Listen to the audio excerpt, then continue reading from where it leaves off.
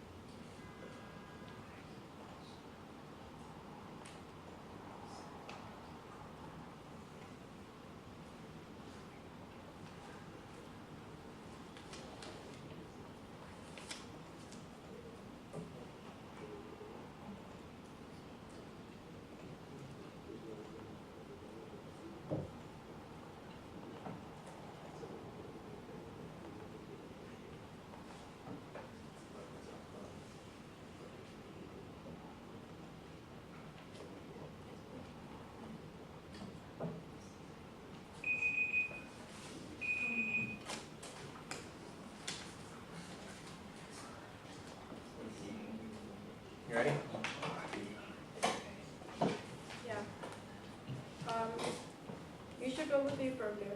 The work visas plan is all about changing the way that temporary work visas are issued by the United States federal government, and by making visas available when the demand increases, will also allow the prices of visas to remain relatively stable.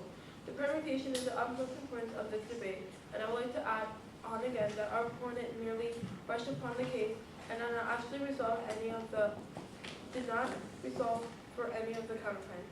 As it is, we win the debate because of the permutation and because of the fact that they cannot deny that our plan should pass, and as they said that they need to have more immigrants working on jobs. Having more immigrants working on the jobs can create better beneficial factors. Our job is to make sure that the immigrants could go back home safe, and our job is to solve within the United States. They said that we can throw them away when we're done, but with the plan, we're making a difference for the immigrants to follow out their work visas. They kept on repeatedly saying that we were dehumanizing them by just using them just for them to come over to the United States and get money, and then when they go back, like that, we don't care about them. That's not the issue. That's not what we're going to be focused on. We're going to be focusing on that how they have a safe time when they're within the United States, and that they are taken care for, and that are being treated with the most respect that they deserve as an American-born citizen, because that's the whole purpose of this whole entire debate. Our whole topic is just trying to support these immigrants as a whole, just as much as we support any other citizen. We weren't trying to show that we were dehumanizing them by just letting them go back to the United States. Go back to their home country, because it's all, at the end of the day, it's all up to the immigrant, and whatever the immigrant does, we as the United States can help support that immigrant. So that you should vote for the affirmative. Thank you. Thank you both. I'll do some shake hands and do some feedback. Good job. Good job. Good debate.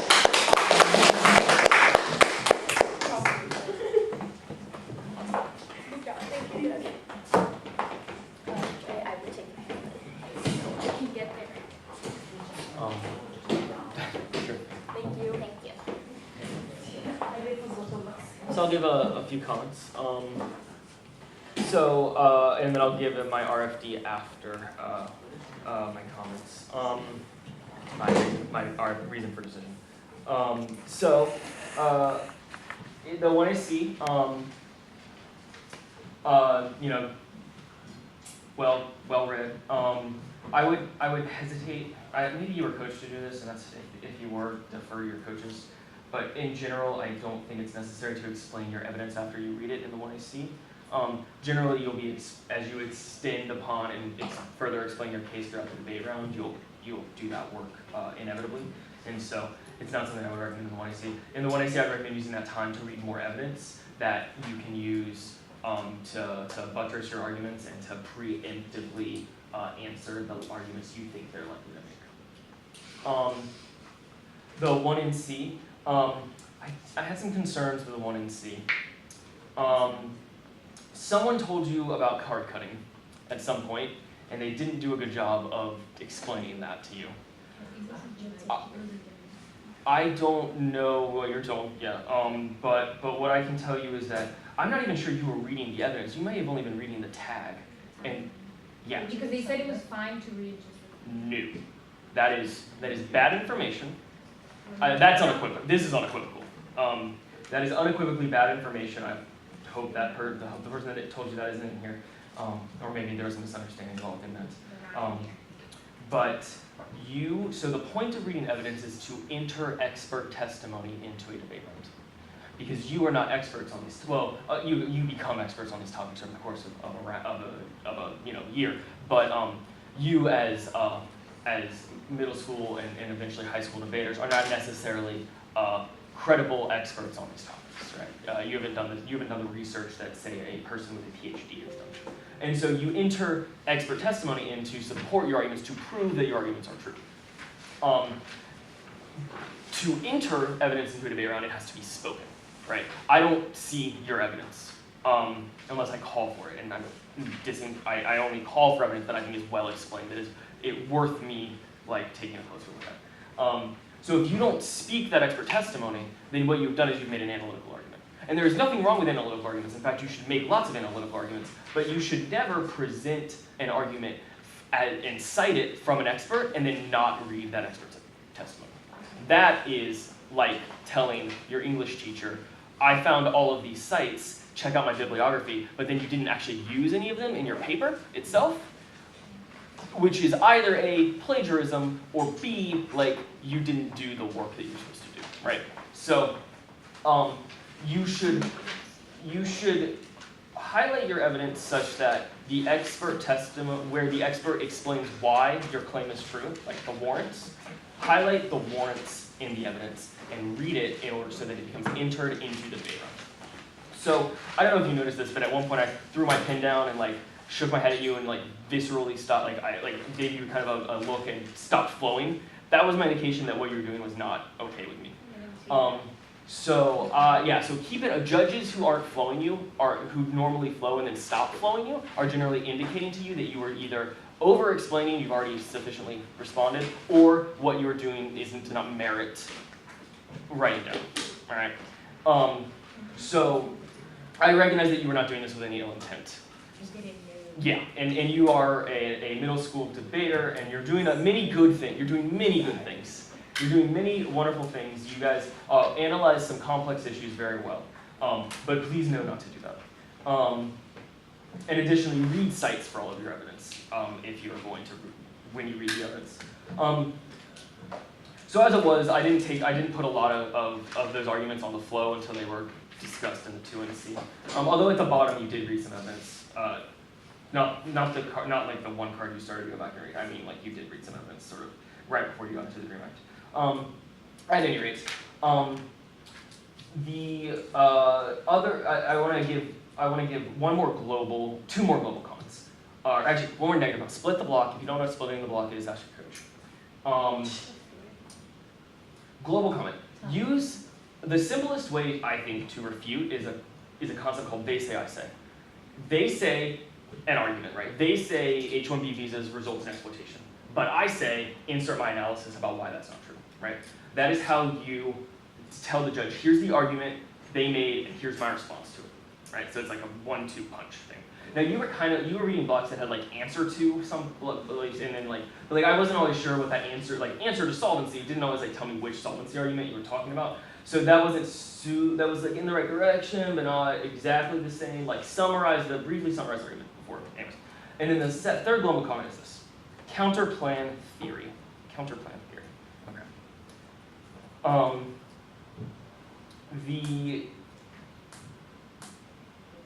In general, like I view the judge's decision as like, that's not. That's more. Okay. The affirmative stands up, right, and they say, look at the status quo. Look at this problem in the status quo. We are going to make it better. Our plan is better than the status quo, right? So imagine the world of the status quo over here, and then the world of the affirmative. We have now made the world better, right? The world is on an upward trajectory. A counterplan says, all the things that make the affirmative good, we can do those too, while avoiding some bad thing that the affirmative does. Avoiding a bad thing. And then this is kind of where it gets complicated. But generally, you have to prove that, I go back and forth on this. This is debatable, but like generally you want to prove that the world of the affirmative is worse than the world of the status quo, right? Speaker, please. Am I behind here? I apologize. Okay. You were late starting, so. Let me think here. Okay. We'll just do. You can keep chatting for a moment. Just let me turn something on. Yeah. Okay. These are all very good. Okay. Here. Thank you. Oh, did I indicate the winner? Did I? You did not.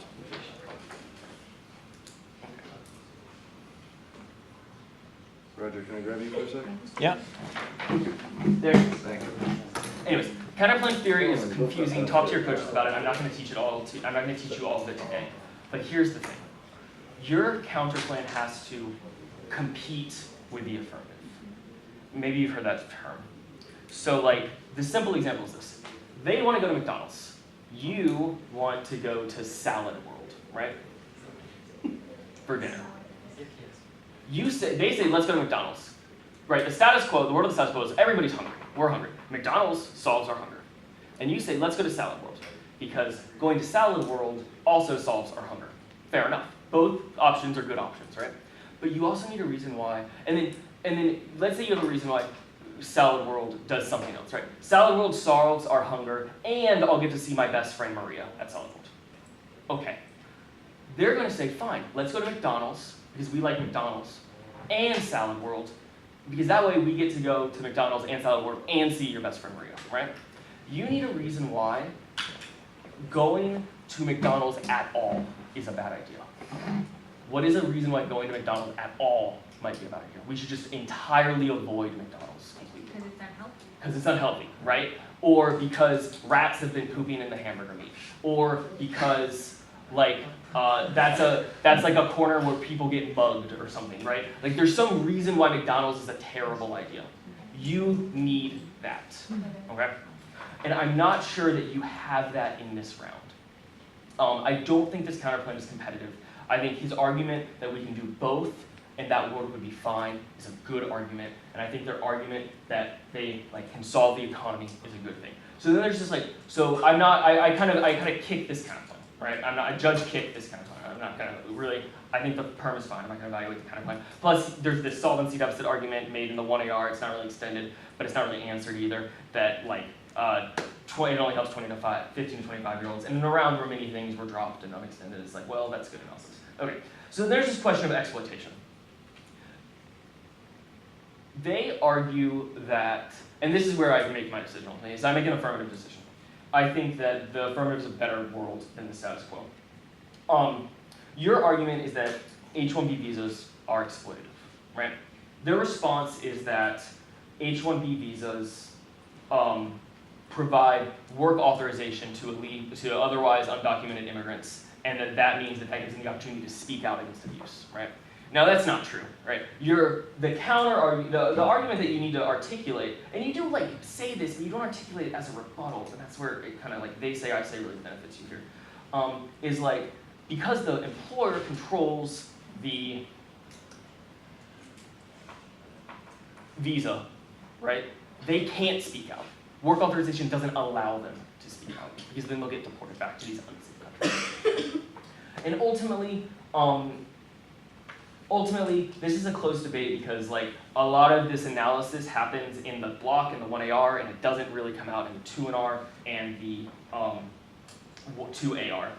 But I thought that analysis from the affirmative was sufficient without that rebuttal from you guys, without that clear rebuttal from you guys. I also looked at this you send them back to these unsafe countries, which is probably maybe true. Maybe that's true. You don't really give me a whole lot of impact there. But again, the world of the affirmative is still better. So they get to be here for a little while. They get to be safe here for a little while. It's still better than never getting to be here at all, right? So that's how I made my decision. Do you guys have any, counterplan composition is extremely complicated. I did not do it justice. Do you have any questions for me though? Okay. That's where it ends up. Good luck in the rest of the term. Thank you. Good job, Do you guys understand what the judge is saying in terms of the